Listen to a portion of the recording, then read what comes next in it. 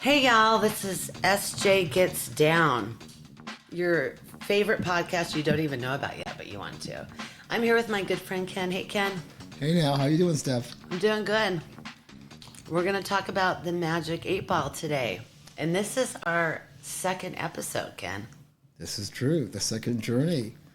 Yeah. Getting down with SJ. Fantastic. I know, and it's been a little bit of a journey just getting here, you know. There's some tweaks, there's some redos, you know, some mishaps. It's a labor of love, folks. That's right. Yeah, that's what I love about it.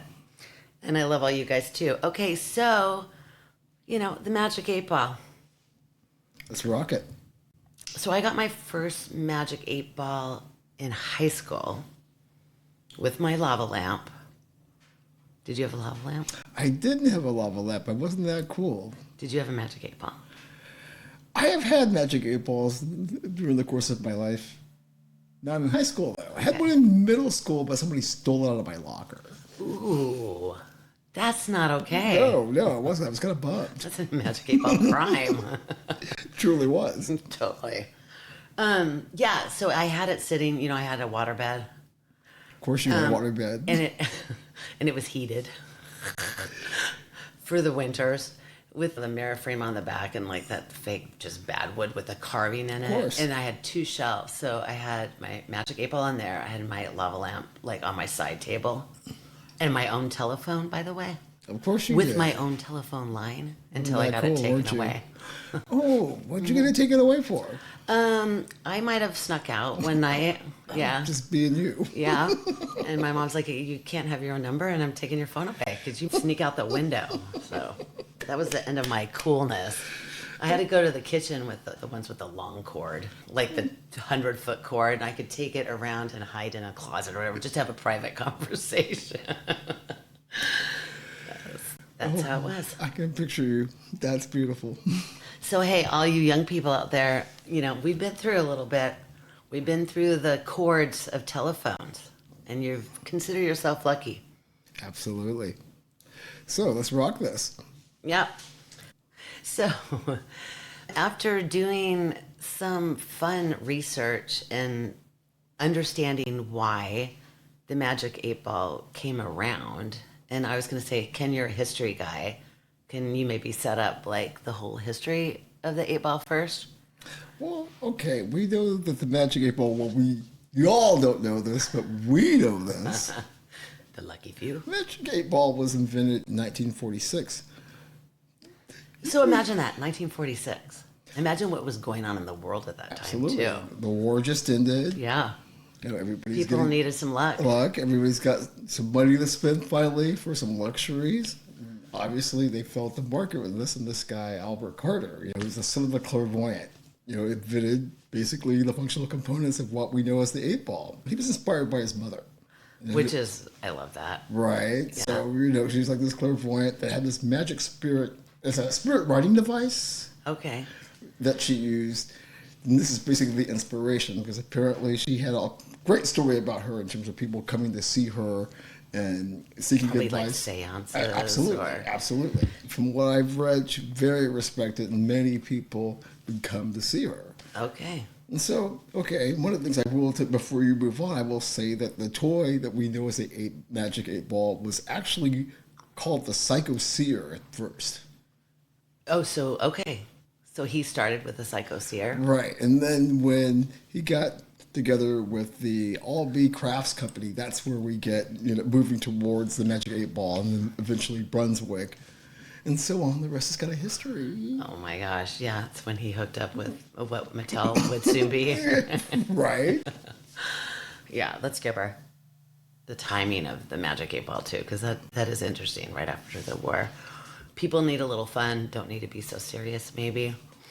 Did you know that the Magic 8 Ball, when he first took it to Brunswick, it was originally supposed to be just a paperweight as opposed to this cool...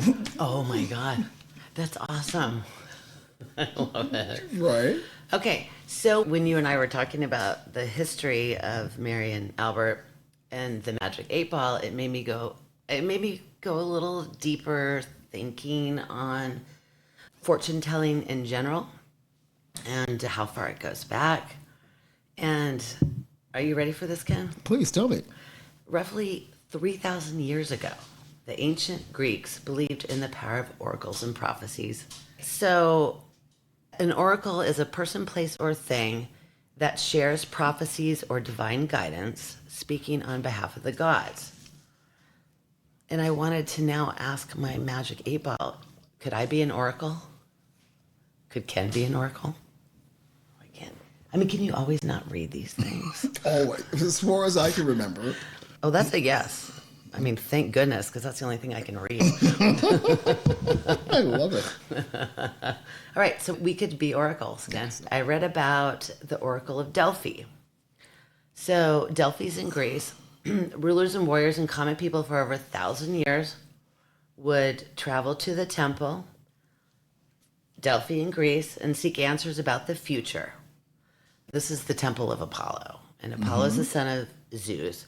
And Apollo was the god of prophecy, music, the sun, healing, and archery. I already like this guy. Of course. A lot to like there. He's kind of like one of my peeps. Yeah. Anyway, so Apollo came to Delphi, and the oracle or seer at the time was called Python. And Python was a dragon serpent. So Apollo comes, slays the dragon serpent. Maybe they weren't giving him the right direction. So he found a priestess called Pythia and put her in Python's place. And she was giving out advice for a long time. And story goes, she would sit on a stool and vapors would come out of fissures of the ground. Oh. Must have changed her whole being. Be a game changer. For sure. And the best part about it is she would give out very poetic, but always very vague answers when she would go into this trance on this stool. And people would travel for all over just to get answers from her. So another fun story about Pythia is Alexander the Great came to see her right before he went into war with Persia. And she fell completely silent. Okay. When he asked her, am I going to win this war with Persia? And she didn't want to give him a prophecy. He basically grabbed her, demanded to know his future. And at that point, she said he was invincible. Well, that's it. Okay. I just love the fact that she sat there silent for a while going, oh, if I give this guy a mile, he's going to take 100 miles. Oh, no doubt. Yeah. Well, you know what's interesting? What? Well, you know, and how this kind of, when we talk about Europe and mythology and how this sort of carries on some of the things that you were talking about into the modern age. So I was talking to you before about the Gerbardi, which is, you know, they're like female folks from the Romany, right? Which is kind of the forerunners of Rome. Yes. And they practice seeing the future. They're basically kind of the forerunners of gypsies. Love it. Today, right? And they're like, so the Romans were like this nomadic The group. crystal ball. Exactly. They're like a nomadic group of people who they've been always associated with being able to see the future, which makes me ask you this question is, have you ever heard about these witches' balls that apparently come from the time you were talking about, but have been passed down to like these female Romani? Oh, no, I have not. Right. But I might need one. I might need a Romania friend that has one. Oh, absolutely. That can tell me how to read it, or that's so cool. Oh, absolutely. And it makes me think at the same time, you know, how popular Nostradamus was when you were saying about vague, and that's the way his quatrains were. Part of it was to avoid the church coming after you for practicing heresy, Right. but at the same time, it sort of falls in line with Magic 8 Ball, kind of like, well, it's kind of there, but it's not. I mean, we can look at that in many ways as far as fortune telling goes. Absolutely. But I will say, I'm a fan of astrology. I love horoscopes. Okay. I've never had my tea leaves read. I have had my tarot card. Have you ever had your tarot cards read? Yes, I dated an astrologer for a while when I was in Las Vegas. Oh, that's interesting. That could be another. I'm sure it could. We might even get able to get her on if she'll be nice to us. You have a good story about like fortune telling in your own personal experience? I do. I saw a psychic. Have you ever seen a psychic? I have not. I'm come close, but never actually did it. I totally believe in energy and people that can actually read things, maybe in a way that we can't, or see things in the way that we can't. I was coming out, I think it was like right after college, and my mom had passed away. And I was with a really good friend. I was in Houston, Texas, and we were coming out of this really great Mexican joint and had a margarita, and we're walking down the street, going to our car, just doing our thing. And there's a woman outside, like, basically, is that a dog? Uh-oh. This is what's freaking me out right now. So she's watering her lawn, right? She has dogs. And that was weird. Anyway, so she's watering her lawn and we're going by and she has a little psychic window, but it's her house. And she saw me stop and I like looked and she goes, come in. I look at my buddy, I go, I gotta do it. So we go in and it's her family's eating dinner at the table. Her kids are there. She's got long gray hair. She's got the craziest eyes that I've ever seen, see-through blue. And I was like, oh, this is gonna be really good. You could tell she had something. Okay. And they're speaking Ukrainian. There's no English going on at the dinner table. So we sit on our couch and she just starts going, you lost somebody important to you. And she's here right now. I want you to know. And that was my mom. Of course, I started crying. She said I was going to have 2 kids, which I do. She said I was going to be married twice, which I have. And that I was going to find my soulmate later in life, like later. And then she talked about how, like, the things that I need to work on, like how I tend to give too much. And she said, just make sure you take care of yourself. Anyway, I won't go into the whole thing, but it was super eye-opening. And it gave me the chills. That was the trippiest, coolest thing ever. Just being in her environment and just seeing how it wasn't this made-up thing. It was just her.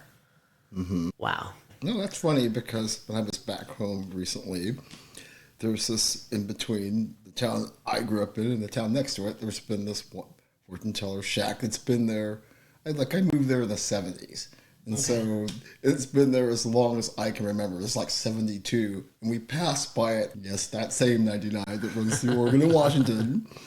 And my buddy Brett mentioned it to me. It's just like, God, what kind of racket's going on? This has been here our whole lives, and none of us have ever been there. But it's like, this is cool. So I have to make a point where I go down there next month to maybe pop in. Can I come? If we can squeeze that in, love to have you on an adventure like that. Yeah, that's so fun. I love that stuff. All right. So we've gone through a little bit, well, my favorite Oracle of Delphi. We talked a little about the history of the Magic 8-Ball. I wanted to dive into, because I have a bachelor's in sociology, it made me ask the question, why do we do this? Dating all the way back as humans. Like, what's the need to go to somebody to tell you something that maybe you already know, or maybe you need somebody to confirm it, confirmation. All true. All the cultures, eras, civilizations have sought answers from all these different people, right? Correct? This is true. Once again. What I read is that there's some kind of need for control in an unpredictable world. And I totally could relate to that. Do I ask the Magic 8-Ball, should I move to the Maldives? What's going to happen? Right. Do you change gigs? Right, exactly. We want control over our fate, and it's in our nature to seek answers when facing the unknown. We want to know what's next and to help justify our actions. That was it. Justification. I asked my psychic, and I said, go for it. Sign those papers. Buy that ranch.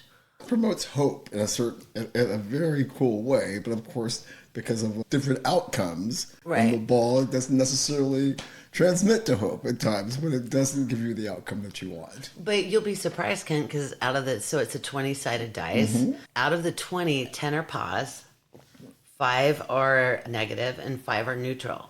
So it leans more towards a positive answer. So you got a coin toss there as far as if you're going to get a yes, definitely, you may rely on it, or you're going to get a ask again later, or outlook not so good. Can I say something about outlook not so good? Please do. I'd love to hear it. It's in the negative category, and outlook not so good still leaves a little room for it being good. Just because it's not so good doesn't mean it can't be good later, or if you ask tomorrow, or in an hour. You know what I'm saying? True. My sources say no. That's a no. I was like, try again later. Look at that cloudy, eh? Oh, jeez. Oh, boy. I know so much. So I do have my 20 answers if I had to have my own personal magic 8 ball, and I might revise these later. Okay, so Do you want to know? I would like to hear this. Okay, so after I counted them, I have 7 positive, not 10. So that kind of sucks. But I only have 4 negative. The rest 9 are neutral. What are the 4 negatives out of curiosity? The 4 negs are don't even bother asking. Do you really have to ask? Are you fucking stupid? A sassy 8 ball we have over here. Never in your lifetime. Damn. Sassy and ruthless at the same time. My neutral's a couple that I love. Call your grandma, she'll tell you. You know, you know. Do you really even have to ask? It's like, you know the answer. I love it. All right, check yourself. Of course you would have check yourself. That's beautiful. Don't be a douchebag. Which doesn't mean anything. It basically is like, stop asking that dumb question. All right, there we go. Wow, that is fantastic stuff there. I like it. You know, because I've been hearing a lot about these do-it-yourself balls that people have been doing, right? And which always makes me curious in terms of how creative you could be with your own responses. Exactly. Like, I didn't even know on Etsy people make magic 8 balls, and you can put your answers in there. You can get a logo. It's a whole thing. Right, that's what you were saying, which is like, wow, I had no idea. You could have so much fun with this, Ken. I'm already envisioning the party where you could just have the perfect answers for the scene. Everybody show with their ball. Or you just have one big one. You know what I mean? That too. Yeah. You can take a soccer ball or a bowling ball and turn it into one. Yes, you supposedly. Can. Yes, well, I've heard. Have you seen the digital ones? No, not in person. Okay. Yeah, I've seen them online, but I haven't actually. And do they talk to you? I don't know. I just know they exist, but I don't know anything about them. I'm really curious. I think they do. And now that AI is here, it's probably going to get weirder. So we're saying in 10 years, it's probably going to be really dope as far as getting a digital 8 ball. I think so. That's already happening. It could be fun as well. Totally. Let me tell you why I came up with this outcome. Can I have the research behind why you're giving me this info? I mean, seriously, you're telling me no? Why? Wow, that is so wild. Yeah. Did you know that the Magic 8 ball you cannot bring on a plane? TSA says no, you can check it, but you can't have it as a carry-on item. What? Because it's more than 2 ounces of liquid? I believe that is why. When I got searched from TSA in Vegas, leaving Vegas, it would have been so fun to have a Magic 8 ball in my suitcase. Yes, you can't carry it on. Maybe, what if it's a mini? What if it's a 1 ounce, like a 2 ounce? You might be able to get away with that, but from what I understand, it's like, no. Maybe they think there's something in there. Exactly. They crack it open. Absolutely. I don't make the rules. I'm just telling you what. I would like to test that out, but probably not at this time.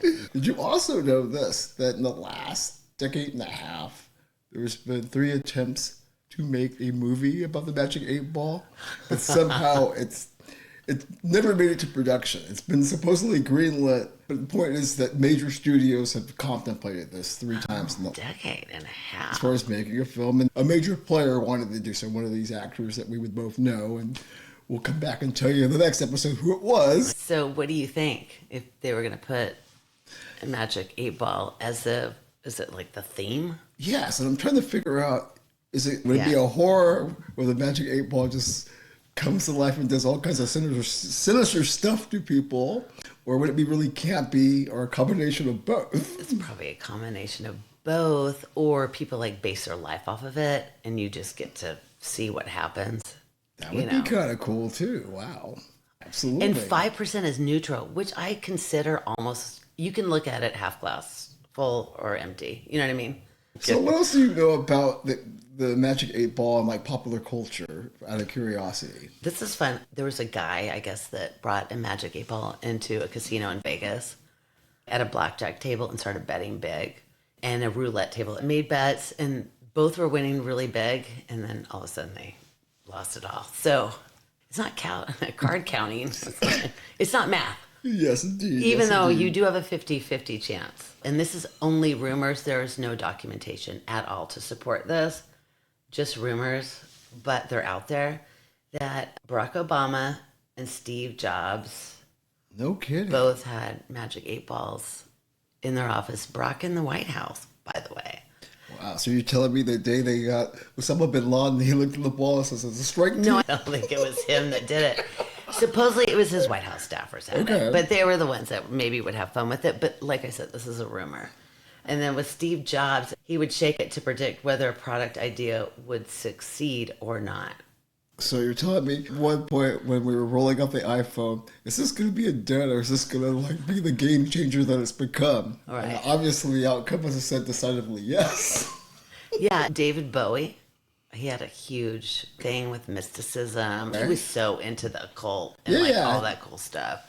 So, He's such an odd bird. But Yeah. so did he have like a collection of Magic 8 Balls? Or well, I don't know. I would imagine that he did. I'd put money down. Yeah, I bet he did too. Yeah, I bet he did. Somebody could call in and say, yeah, I was there. I saw it. That would be cool. I'm sure in their personal photo archives, there's probably plenty of pictures of the groups hanging out, looking at the ball. They just don't want us to know that. Robin Williams reportedly loved gag gifts, and he liked the Magic 8 Ball and would sometimes bring one to an interview. No kidding. Yeah. Yes, I can yes, just yes, picture yes. Robin in the middle of an interview grabbing the ball and go, "What are you thinking about?" The Magic 8 Ball appeared in Friends when Chandler used it to ask about his love life. Oh, I didn't see that episode. Did you see that one? Oh, I'm sure.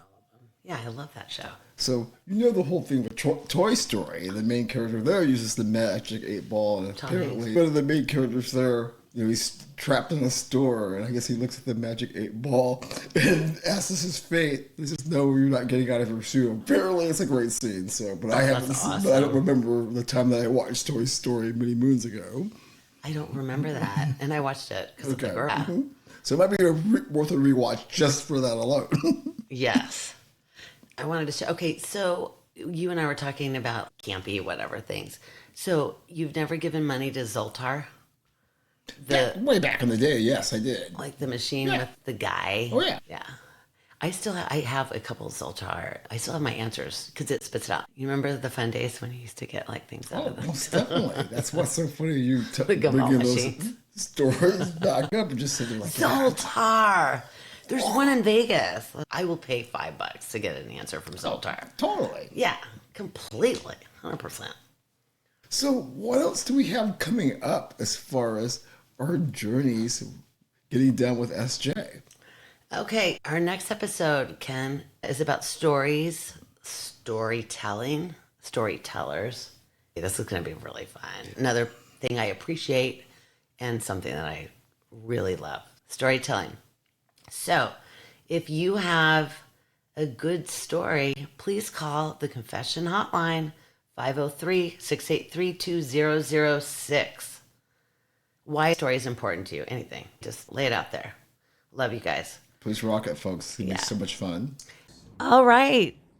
So we got a couple of calls on the SJ Confession Hotline about Magic 8 Ball stories. So here you go. Cheers. Enjoy. Hi, I'm calling because my story is I've been working for a long, long time.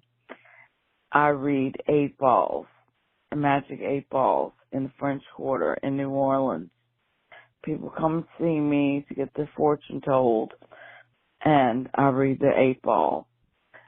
Last week we had a couple come in and wanted to know about their future. And I got the 8 ball, and I saw something I had never seen before.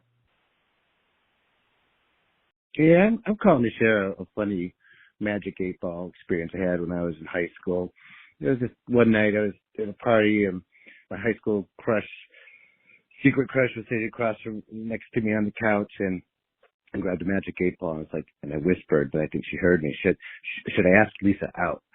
I whispered and it said yes, definitely. And I was all nervous, I was about to clear my throat to ask, Lisa, would you like to? And before I could even finish, she grabbed the magic 8 ball, she shook it. Should I say yes? She asked, and I remember we both looked in to see what it says. My sources say no. I remember her shrugging and saying, sorry, you just got to trust the science. And, I realized the 8 ball is not on my side. Yeah, there you go. So there you go. All right, folks, the journey that we're on. Let's get down. We're doing it. We're Number having so much two. fun. Number two. I know. Number 2. There we go. Check. All right. Peace out.